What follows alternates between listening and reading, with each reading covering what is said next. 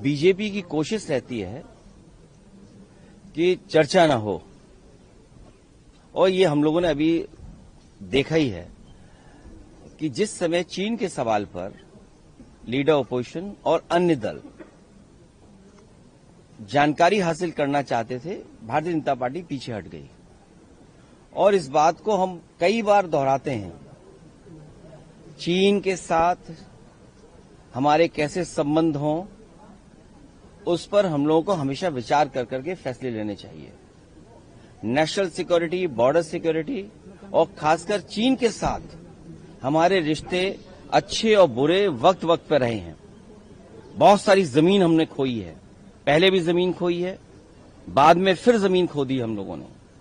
फौज के लोग क्या कहते हैं, कम से कम वो पक्ष आए और देश की जनता जाने। न केवल हम जमीन खोते हैं चीन से, हमें अपना बाजार भी हमारा छिनता जा रहा है। कुछ पुरानी सरकार में छिना बाजार, फिर अब बाजार छिन गया। तो आखिरकार हम किस दिशा में जा रहे हैं? और उसके बाद ये जो अमेरिका से डील हुई है, ये डील नहीं ढील हुई है। हमारा पूरा बाजार उनके हाथ में दे दिया।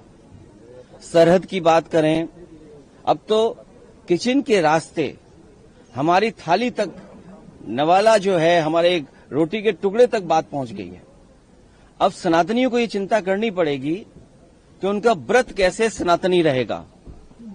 मान लीजिए डेयरी प्रोडक्ट्स वहां से आ गए, तो हमारे सनातनी लोग व्रत कैसे रखेंगे? हम सब भारतवासी व्रत कैसे रखेंगे? बड़ा चिंता का विषय है। और फिर सीधा सीधा हमला है। जो भारतीय जनता पार्टी के संगी साथी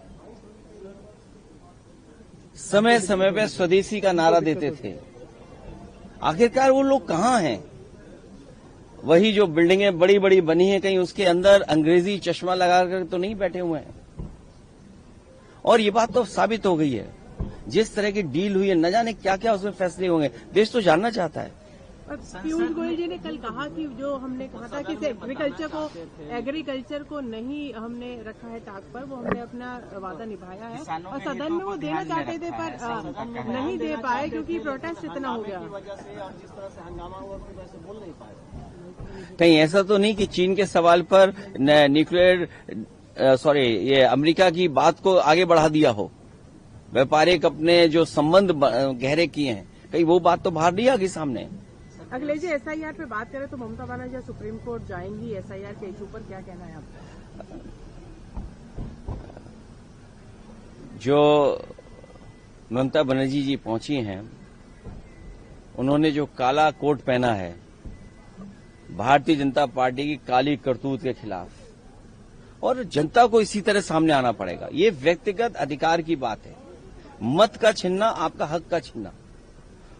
मत छिनेगा तो हक छिनेगा, और हक किस बात का? हर चीज का छिनता चला जाएगा। कल को विरासत के कागज आप बनाने के लिए सरकार आप पे दबाव बनाएगी, आप नहीं बना पाएंगे। नागरिकता का सवाल आएगा, बहुत सारे सवाल आएंगे। और जो उत्तर प्रदेश में हम लोगों ने एसआईआर को देखा है, ये कहीं न कहीं संगठित अपराध कर रहे हैं लोग। अधिकारी मिले हुए हैं, कुछ अधिकारी नहीं करना चाहते हैं, लेकिन फिर उसके बावजूद भी अधिकारियों पे दबाव बनाया जा रहा है। और कई जगह हम लोगों ने जो इलेक्शन कमीशन के अधिकारी और सरकार के अधिकारी, उनको पकड़ा है और उदाहरण पेश किया है, किसी पे कार्रवाई नहीं हुई। आपके सुल्तानपुर में एक बीएलओ को पकड़ा, उसने बाकायदा प्रिंट किया हुआ फॉर्म ला करके फॉर्म 7 भरवा लिया और वोट कट गए। जिससे वो शिकायत करता है वो दस्तखत करना नहीं जानता है। नंदलाल, जिसका नाम जिसकी तरफ से फॉर्म भरा गया है, वो अंगूठा मारता है। बीजेपी के लोगों ने दस्तखत मरवा दिए उससे।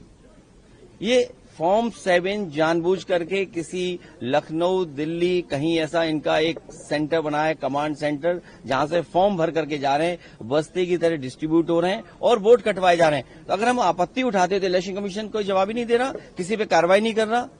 लगता तो ये कि साठगांठ इतनी पक्की है कि भविष्य में हो सकता है इलेक्शन कमीशन में भी बिल्डिंग पे उनके भारतीय जनता पार्टी का झंडा लग जाए। आप जब अपना वोट टैक्स देंगे तो आप भी या चाइना का मैटर उठाएंगे? के खिलाफ इम्पीचमेंट मोशन आता है तो उसका समर्थन हम आदरणीय ममता बनर्जी के पक्ष में हैं, उनके साथ हैं। लोकसभा में जिस तरह से हंगामा हुआ, 8 सदस्यों को निलंबित कर दिया गया, क्या कहेंगे?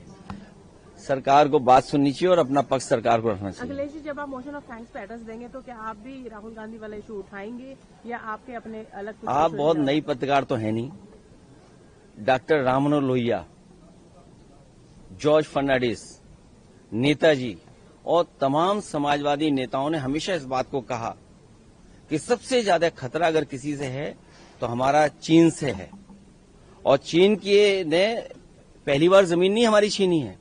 कब हमने तिब्बत खो दिया और कब अभी हम लोगों ने पेंगोंग लेक और 5 फिंगर्स में न जाने कहां फौज हमारी चली गई। और सबसे महत्वपूर्ण बात मैंने इसी सदन में उठाया था, रिजांगला मेमोरियल।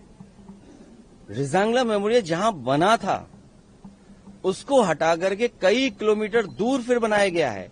कहते हैं रिजांगला मेमोरियल तो है वहां पर, सवाल रिजांगला मेमोरियल का तो है ही है, लेकिन उसके साथ साथ कितनी जमीन आपकी चीन के पास चली गई। तो ये बहुत सेंसिटिव मैटर है। और फिर बाजार किसने दे दिया चीन को? आप दवाइयां कहां से लाओगे, फर्टिलाइजर कहां से लाओगे, आपका कारोबार कैसे चलेगा, अर्थव्यवस्था कैसे चलेगा? उस मोड़ पे खड़ा कर दिया है कि हम अमेरिका के साथ जाएं, हम रूस के साथ जाएं, हम चीन के साथ जाएं। भारत किसके साथ जाए?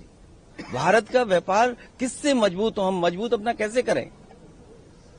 इसलिए हमें उम्मीद है कि जब हम लोग अपनी पक्ष रखेंगे तो इन सब बातों को रखेंगे। और महत्वपूर्ण सवाल यह है कि किसान के साथ जो धोखा हो रहा है, ये सबसे बड़ी बात है कि आजादी के बाद इतना बड़ा धोखा किसी सरकार ने नहीं दिया होगा जो भारतीय जनता पार्टी देने जा रही है। और वो लोग जो स्वदेशी का नारा देते थे, आज वो कहां है? उनके संगी साथी जो स्वदेशी का नारा देते थे।